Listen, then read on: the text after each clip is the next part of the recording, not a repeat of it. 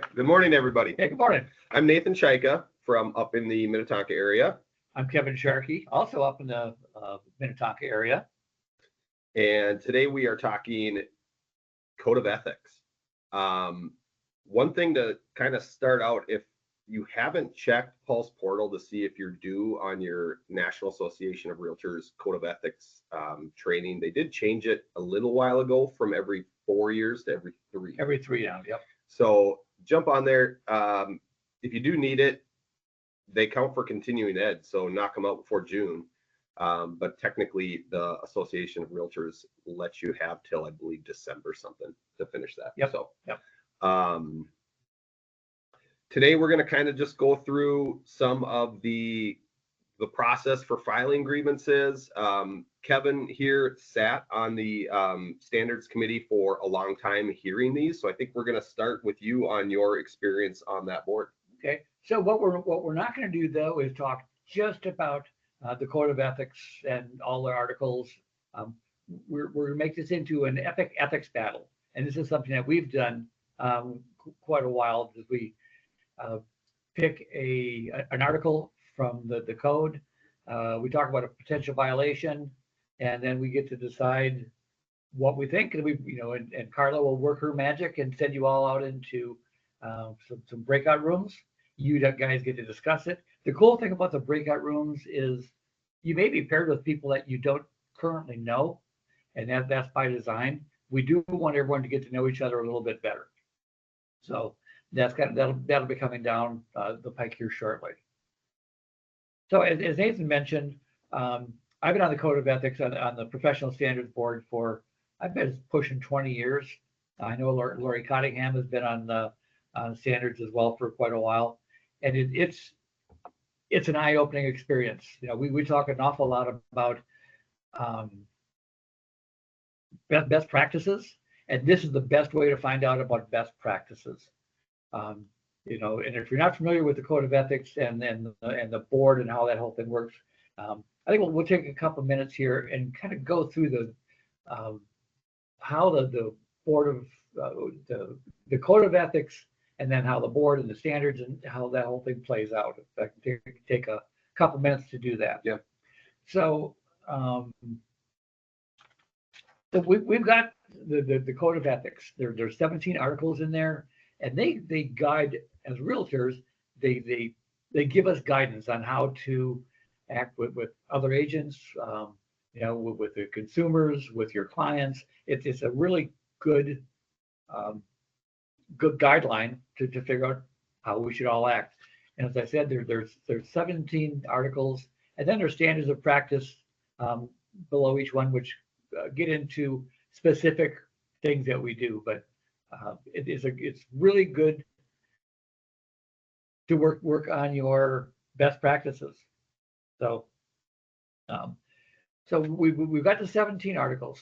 At some point in your career, you might think that someone crossed the line. Someone either wasn't totally honest or ethical, or they interfered with your relationship with your client, and you want to file a grievance or file an ethics complaint against them. So real briefly, we'll go through the process. Is anybody and any agent can file a complaint against another agent. We can't file one against a consumer, but consumers can file against us. And so what happens is that they fill out the paperwork, they cite a specific article that they think that could be a potential violation, and it goes to what's called a grievance committee. Grievance committee is usually it's on telephone. It takes us about 15 minutes.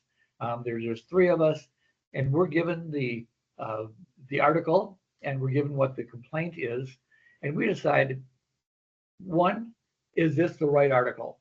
Because many times, especially with consumers, they don't know which article is which, and so we have the option of correcting it and saying, well, it's not Article 1, but I do think it's Article 2. And then secondly, if proven true, should this move forward to a panel hearing? Could there be a potential violation? And so if the grievance committee says yes, there could be a potential violation, it goes to the panel. The panel then has it's a formal hearing. The complainant's there, the defendant is there, Staff is there from the board, and then there's 5 of us who are listening to the complaint and asking all the questions and determining, was there a violation of the article. And it's a pretty interesting process. If you've never been through it, it's good. It's probably good. Yeah, but it's scary. It can be really scary. Fortunately, with our organization, I can support you, Jeff Call can support you, Lori Cottingham can support you. So we would never send you into a hearing cold. You've always got someone who's been down that road a little bit and can help you out on that. I think there's a little bit of an abbreviated version too. The only time I was party to an ethics complaint was a seller of mine who asked me to file one because we got feedback on a showing at one of our listings that the house was messy and the dogs were barking at him. She called me immediately and said, I cleaned the house and I had my dogs out from this time to this time. So we went into the electronic lockbox data and found that this agent brought her clients through 2 hours before her approved time frame. So I asked my seller, do you want to make this a problem for this agent? And she said, absolutely. So I called Kevin first. He walked me through the process on how to file the complaint and let me know I had to find the right article to put it under. Once we did that, there actually is a process where they contact the agent who made the violation and said, this is what you're accused of. Would you like to just roll over and pay your $2,000 fine, or would you like to go to the grievance committee? And that agent immediately rolled over and paid the $2,000 fine because we had all the data from the lockbox and the showing service to show the approved showing. So I think in some cases there is a shortcut if to avoid the panel if you are just dead in the wrong like this agent was. So yeah, exactly. So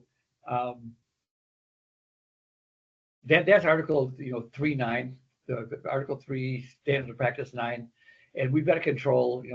We're given instructions, especially with Supra, where we're given our instructions as to when you can be there and when you can't be there at the house.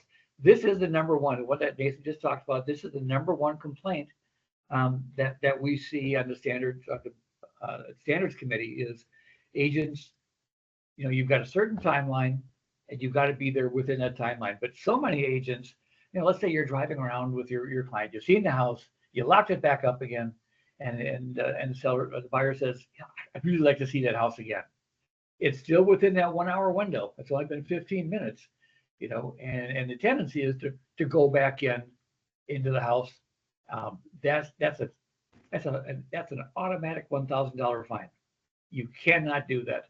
So what's the best practice to handle that, Nathan? Oh, you got to just, if you cannot rebook it inside that time frame, you absolutely have to call that agent and let them know why you're looking to get back through, and see if you could get a short notice of showing approved.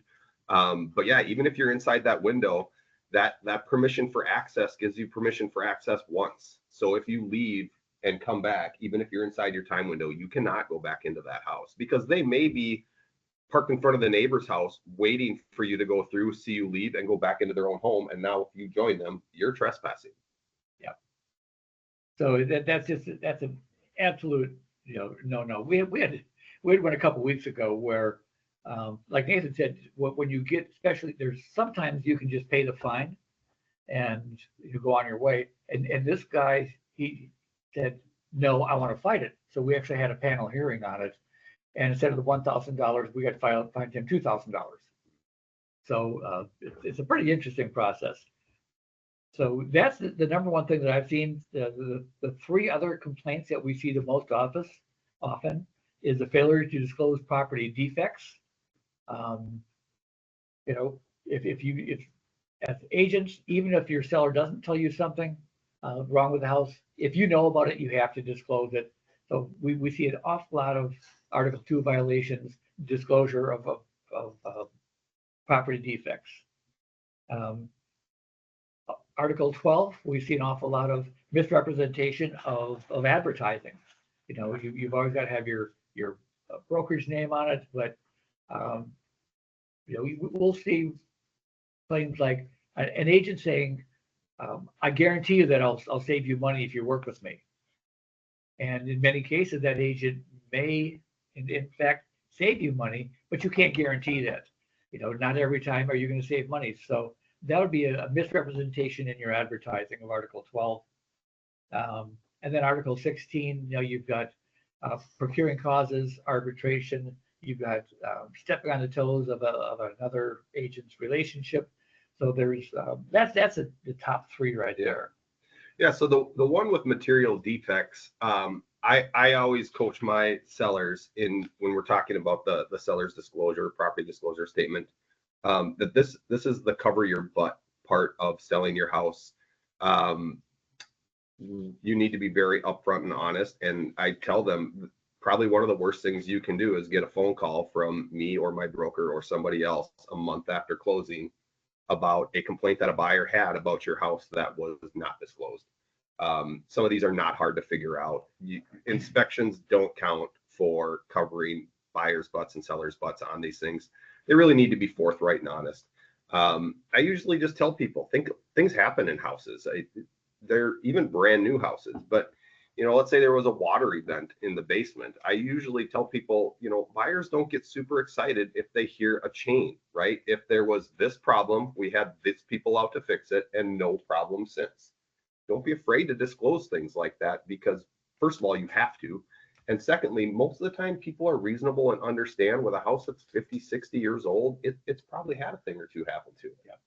Yeah.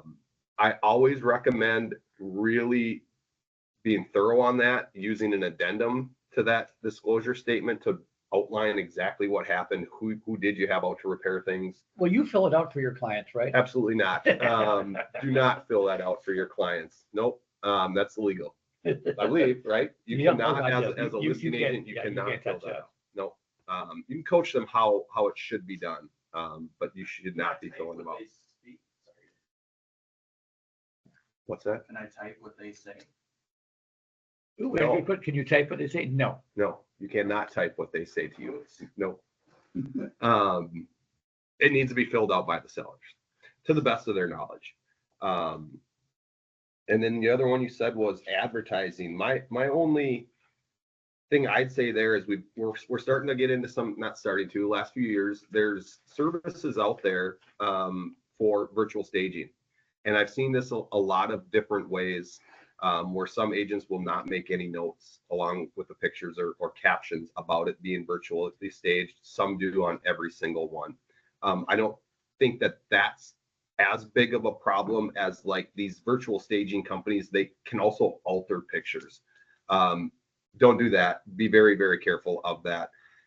I've seen some of these case studies before where there's a picture of the backyard and an agent had the company remove power lines.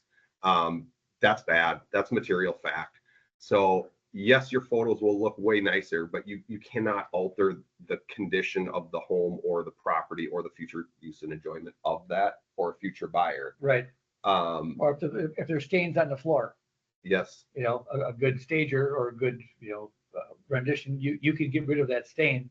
You can't get rid of that stain. Don't do that. Yeah, I think leave it with furniture staging, virtual staging, because that's personal property that wouldn't stay anyways.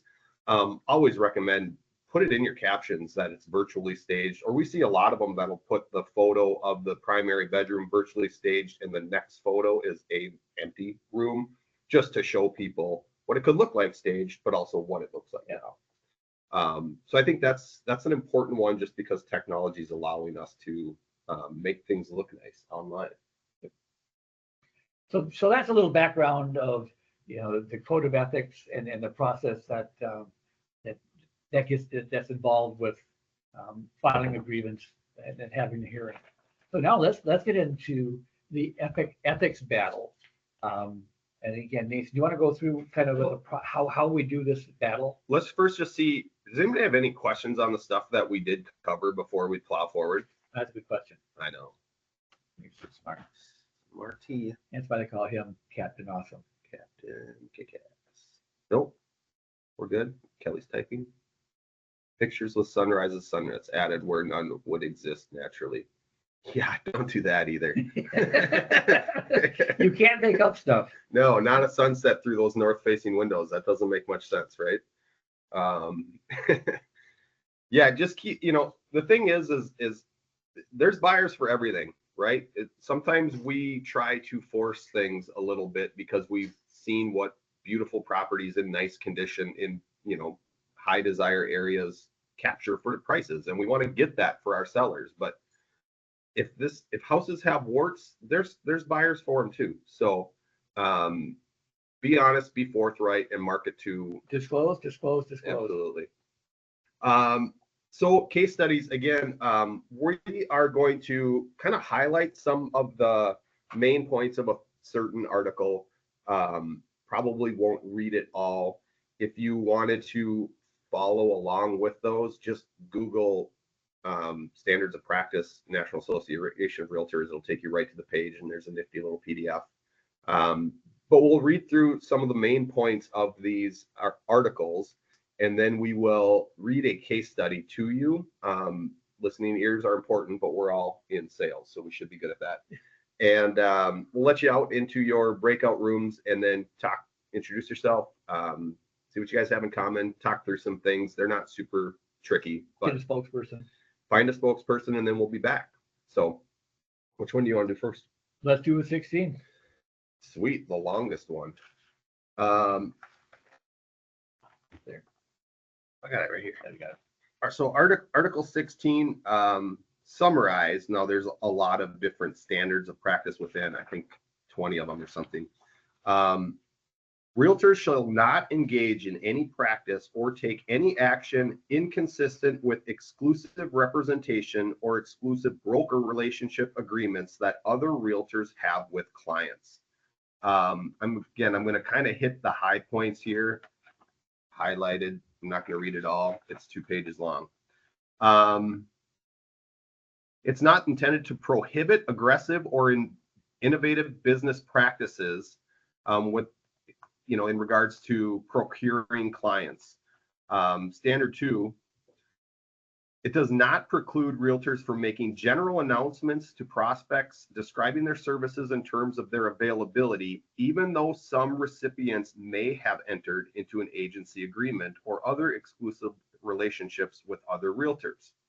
General telephone canvass, general mailings, or distribution addressed to all prospects in a geographical area, profession, business, or club, is deemed general purposes for this statement. Basically saying, if you're farming a neighborhood and 2 of those houses are already listed, you're not doing anything wrong because you're farming the entire neighborhood with a consistent message about your services to everybody there. Right. There's 2, it's intended to recognize as unethical 2 basic types of solicitation. Telephone or personal solicitations to property owners who have been identified by a real estate sign, MLS compilation, or other information exclusively listed with their property from another realtor. If you found out that the property's for sale by the MLS or a for sale sign or a sales effort that listing agent is doing, you cannot solicit that person's business. They are presumed to be on a representation agreement. Mail or other forms of written solicitations of prospects whose properties are exclusively listed with another realtor. General mailing, but dated through for sale signs. So again, if your communication is general, if your solicitation is general and going to everybody, that is not a violation of this practice. It does not preclude you from contacting the client of another broker for offering different services. So if something is for sale, let's say it's in commercial and there's a building for sale, but you contact that owner and you're offering property management services, that's okay, and you can do that.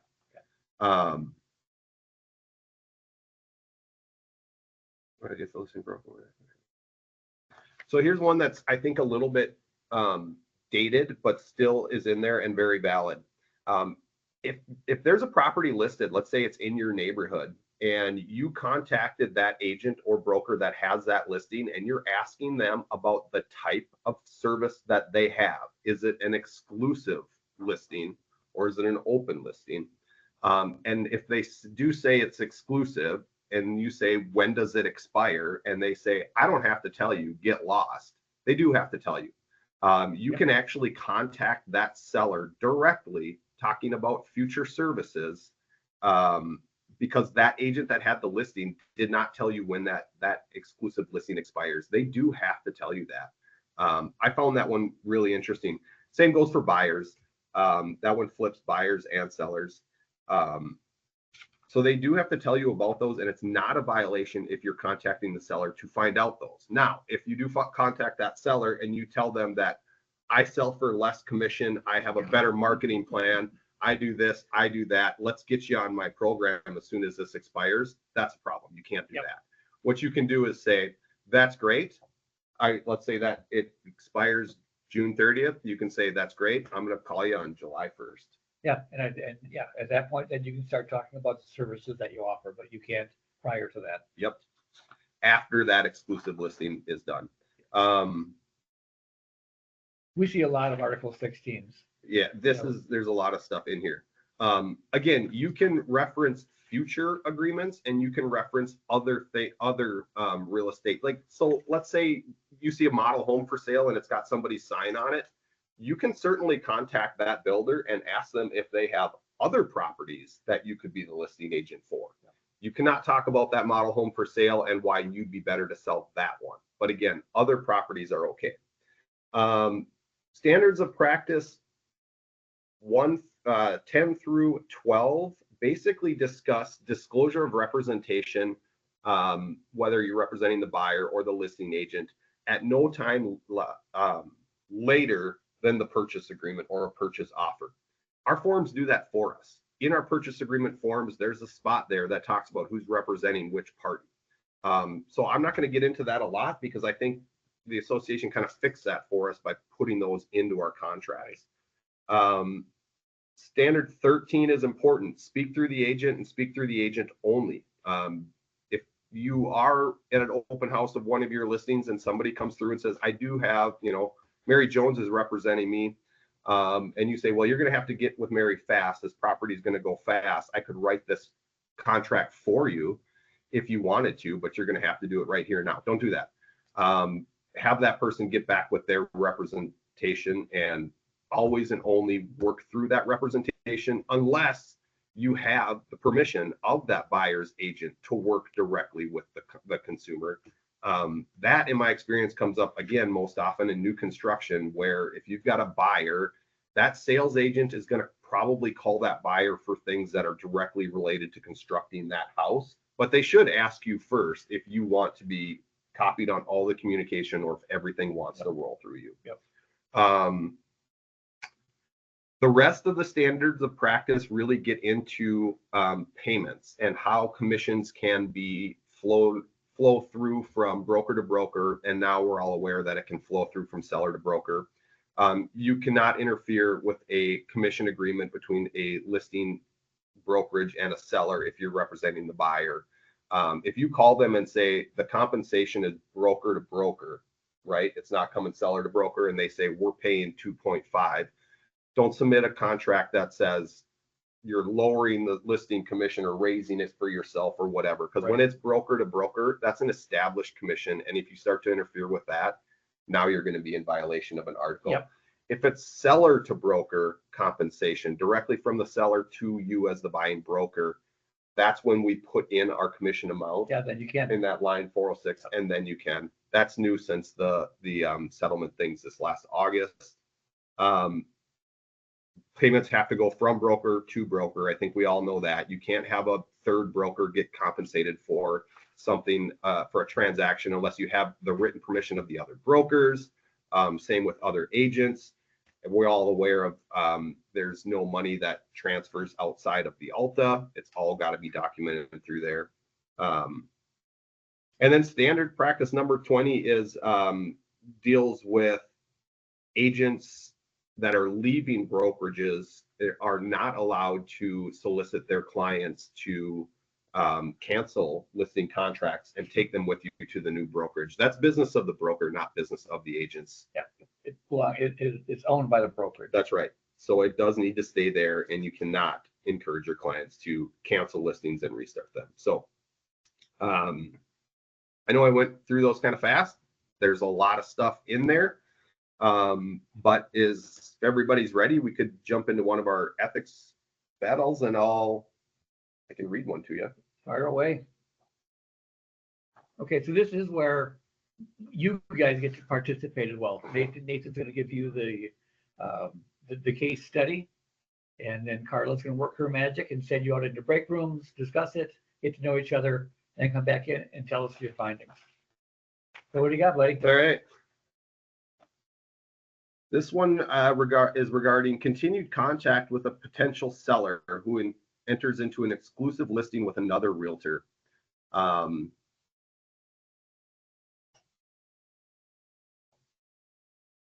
did this go? Okay, I'll read through this now. And sorry, I don't have it to put on the screen here. So listen up. Listen up. At the conclusion of a detailed listing presentation, Realtor B asked the sellers whether they had any questions. No, said the seller. Your presentation was professional and complete, and we very much appreciate your time. We have appointments with 2 other firms, and after we talk with them, we'll make our decision. Realtor B thanked the sellers and encouraged them to contact him with any questions they may have. I really look forward to being your broker, he added. Several days later, Realtor B noticed that seller's property had come on the market listed with Realtor A. Realtor B and Realtor A were friends, but were also quite competitive, both frequently pursuing the same seller clients. I wonder why seller Z decided to list with Realtor A, mused Realtor B. It won't matter if I just call and ask why they decided to list with my friend Realtor A instead of me.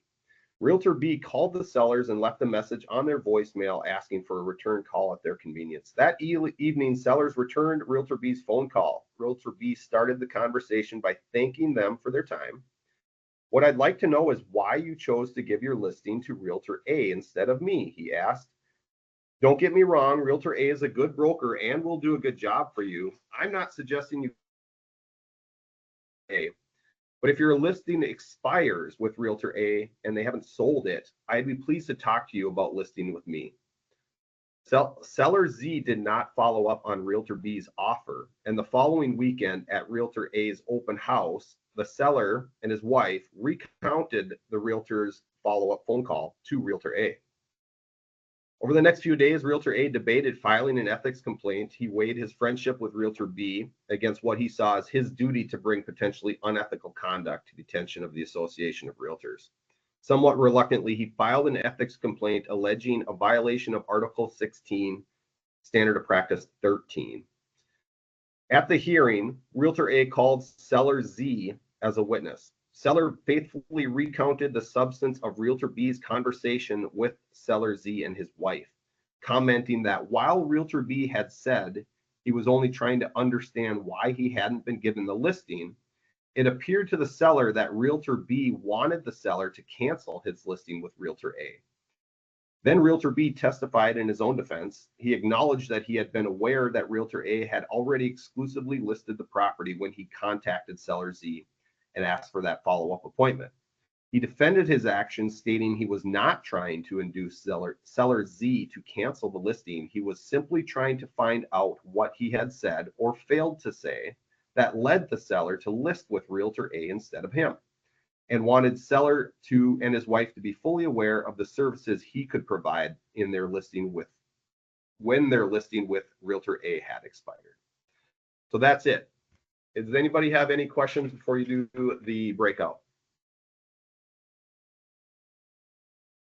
Interesting one. Yeah. All right. Make sure to turn on your cameras, and when you guys go into your breakout rooms, so you can get to know one another. We will send you into breakout rooms, and what do you guys think? 10 minutes? Come back in. Yeah, 10 minutes would be plenty. 10 will be plenty. So we'll just do a 10 minutes.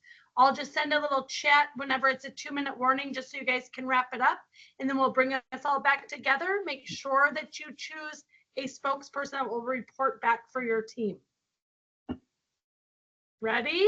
Sit tight. We're going to go to breakout rooms. Here we go. 2 groups or 3 or how many? 2. 2 groups. Let's hear from the other group.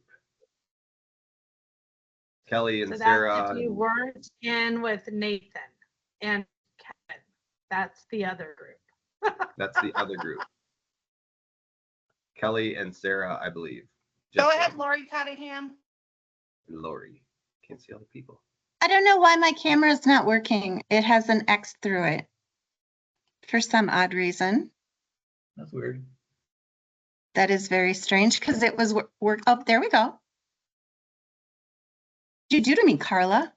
Trying to cut me off? I'm magic. I'm so magic.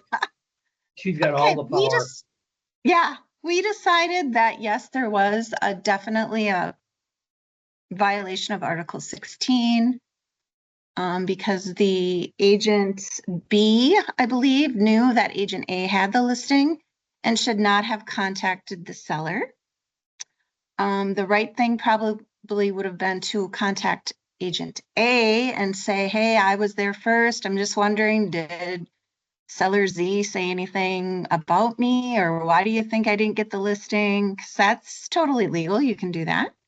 But that's not what they did. So that was our discussion. It was kind of cut and dry. Good. Michelle, do you want to summarize our conversation?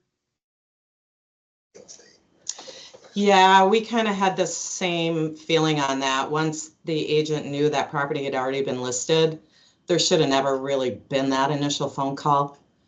We talked about a few things that might have been okay, you know, if it was prefaced by, I'm not trying to solicit your business, I'm trying to better my business, you know, and ask. But even then, I feel that once they knew it was listed, there just shouldn't have been that phone call. Yeah, great. I'll read here. The hearing panel did not agree with Realtor B's defense, noting that Realtor B's curiosity or desire to enhance his listing presentation skills did not justify continuing contact with the potential seller client after the seller had entered into an exclusive representation agreement with another broker. Realtor B was found in violation of Article 16 as interpreted by Standard of Practice 13. So you're right. Yes, sometimes it's hard if we don't get those listings and you want to fire a call over to the seller. But to Kevin's point, make sure you check the MLS, check to see if it's listed. Once they say they've signed documentation, it should really end there. Yeah, don't cross it. Yep. Don't go there. That's just it right there. And even if you say, well, like even saying the whole, if it doesn't sell during your listing agreement, I'll contact you to, don't do that either. That's a conversation you need to have with the other agent A on when that listing agreement terminates, not with the sellers. Should end all contact with them, wish them the best and move on. All right. And it's a totally different situation if the seller contacts you.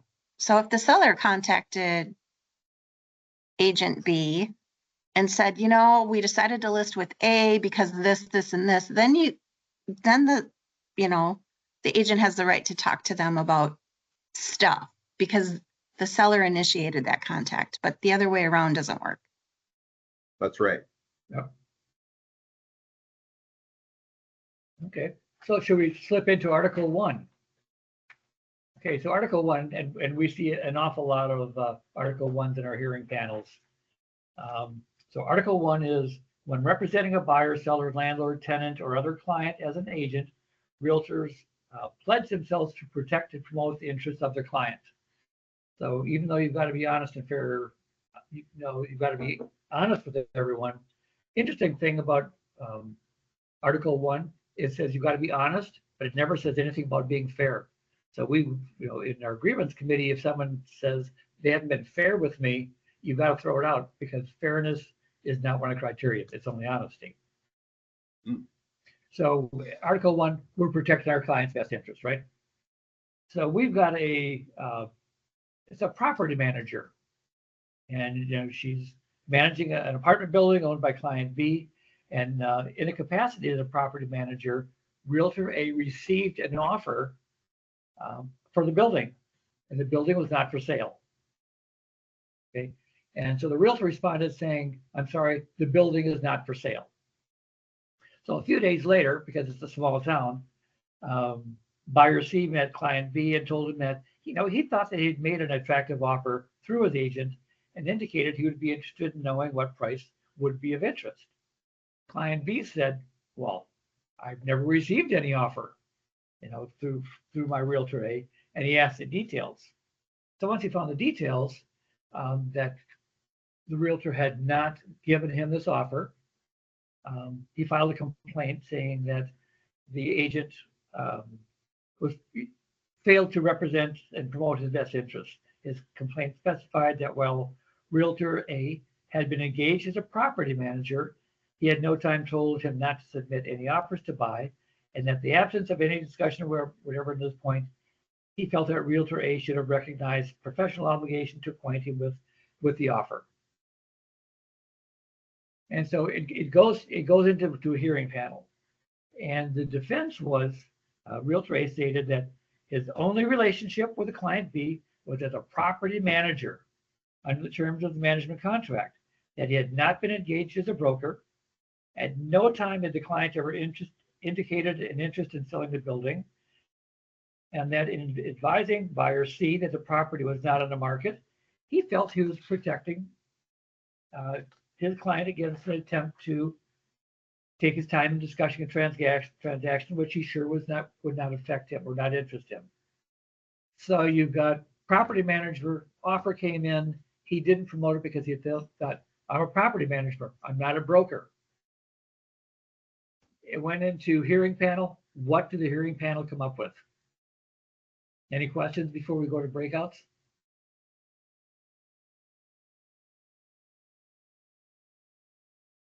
Okay, Carla, work your magic.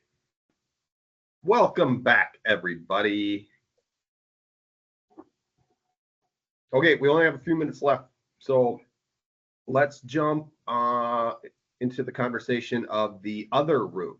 What did you guys think of this one? We basically thought they were in violation, not only with ethics, but with state law, because Minnesota law requires that all offers are presented. And even though they weren't an agent that was listing it for sale, they still have an obligation per Minnesota law to present all offers. So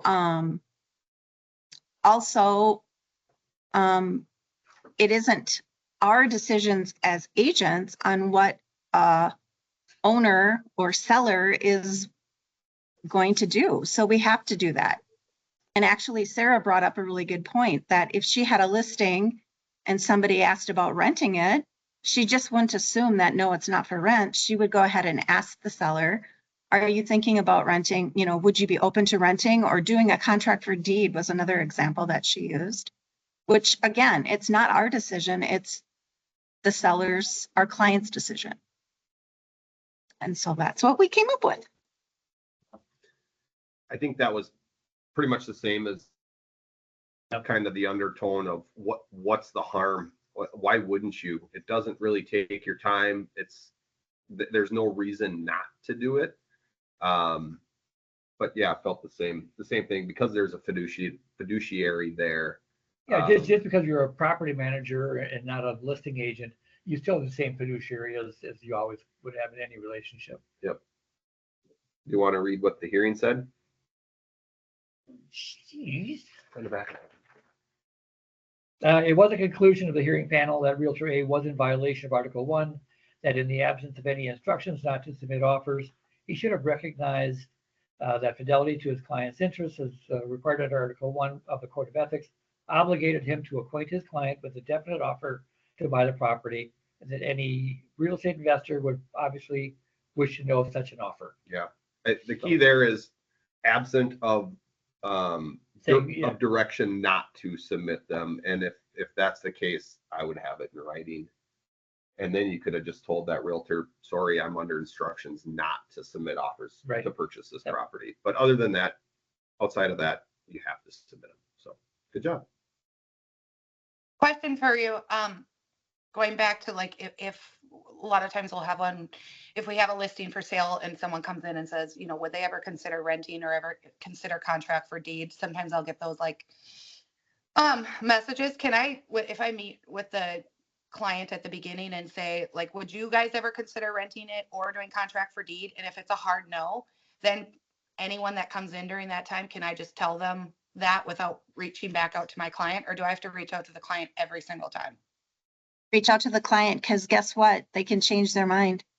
They might tell Right. you that Or we're did- not accepting anything less than X, and you get an offer that's Y, and they accept it. So again, they can change their mind. So always go back to the client. Unless you have it in writing. If they upfront, if they put it in writing that we don't want to see, we don't want to talk about contract for deeds, but I still agree with Lori. Even in writing, Doesn't I'd hurt. still ask them. There's no harm in it. There's no Okay. harm. How long does it take to send and have it in writing where you send an email to your seller that says, hey, I got a lease, you know, I've Yeah, got your house or for contract sale for and deed, or, somebody yeah. submitted this, would you, you know, push it forwards? Especially when the most thing that consumers complain about realtors is lack of communication. This is a great way to communicate. It's just one more reason to get a hold of your client and make sure that they know that you're working on their behalf. So just Yeah, I agree. communicate, talk to them. It's not our decision. So go ahead and talk to them and let them know what's going on. And I agree with what Kelly just wrote too. It does show activity. It shows that your marketing's working. Yeah. You're getting it out there. You have interested people. You just don't have the interested, you know, the right, you know, maybe the right deal for them yet. But Right. it takes no time at all to just forward that stuff. So. Yep. Cool. Well, that's all the ones we have for today. And I know we've taken up an hour of your time, and we deeply appreciate that. This is I love this exercise because it gets people thinking a little bit about what they do, what they should have done. So hopefully we can continue to do this and make it next time we do it, we don't have to go through what is the code of ethics and what the process is. We can focus more on some of the actual More cases. Yeah. More And, case and, studies. the, and the more we do of these, the more nuanced we'll try to make them, so they're not quite so cut and dry. But we wanted to put it out there initially just to get people familiar with the process. That's right. And plus, if you are not on professional standards at this time, I would suggest joining it, because you learn something every time you're on a hearing. Oh, it's the best ever. It's the best way to learn how to become a better agent. Yep. And people will be so totally surprised at the little tiny things that you will be judged on. I mean, it can get down to minuscule things. He said, she said, or so my advice to everyone is to take notes. I found the agents who take notes of all their conversations, all their emails that they have, and build a case, because when you go into a hearing, the more documentation you have, the more you can prove that this is what I said, this is what really happened, the better off you're going to be. But it is, like I say, it is tiny little details that make the difference. It violates my blissful ignorance. Thank you so much for sharing with us. This was so good, you guys. Spread the word. Tell your friends, tell the agents in your office how fun ethics Battle Royale is. And next month when we do it, hopefully we'll have a lot more participants, because you guys have already done one and you're going to talk so highly of it. So thank you. This was so fun. I learn something new every day. Thanks, every everyone. time I come.